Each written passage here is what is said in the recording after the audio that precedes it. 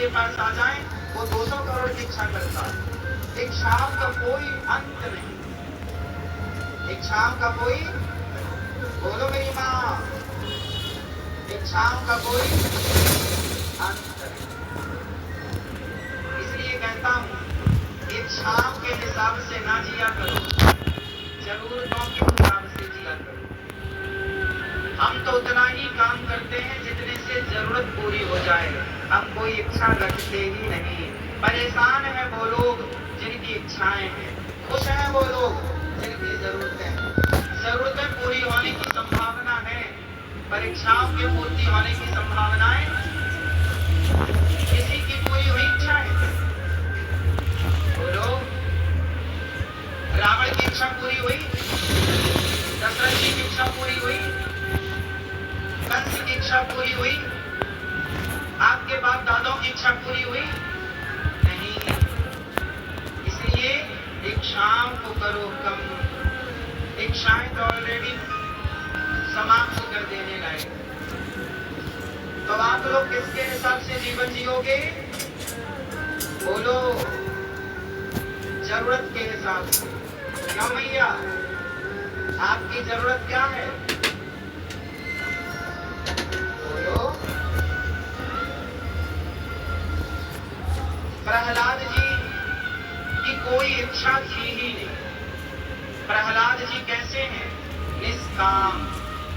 तो पहले धर्म कमाओ, धर्म से अर्थ, अर्थ से कामनाओं की पूर्ति करो, और जिस दिन कामनाओं की पूर्ति हो गई उस दिन आपका मोक्ष होना तय है।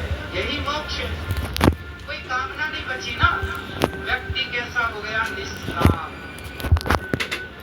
भगवान कैसे मिलते हैं? जब भक्त निष्काम हो जाता है। कैसे मिलते हैं? जब भक्त निष्काम, निष्कपट, निष्कलंक, कोई कामना ना हो, तब जाकर के भगवान की प्राप्ति हो जाती। प्रहलाद जी पढ़कर आए, हिरण्यकश्यपु ने पूछा क्या पढ़कर आए हो? बोले हमने 9 बातें पढ़ी, बढ़िया बढ़िया। प्रहलाद जी ने क्या पढ़ा?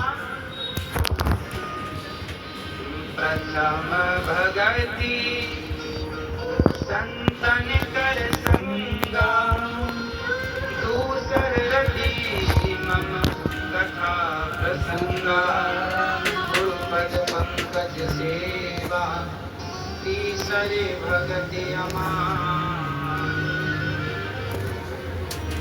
प्रहलाद जी ने कहा पिताजी मैंने नवधा भक्ति पढ़ी। भक्ति कितने प्रकार की होती है? क्यों भैया, भक्ति कितने प्रकार की होती है? 9 में पहली भक्ति है प्रथम भगति संतन कर संगा, संतों का संग करना, कथाएं सुनना, यही पहली भक्ति है। इसलिए कहीं भी रहो कथाएं रोज सुना करो।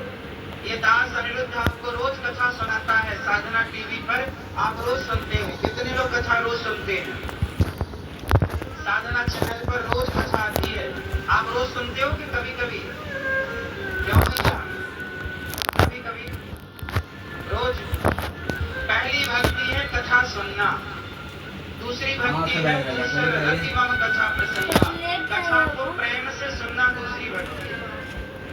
और गुरु पद पंकज सेवा तीसरी भक्ति अमान। माता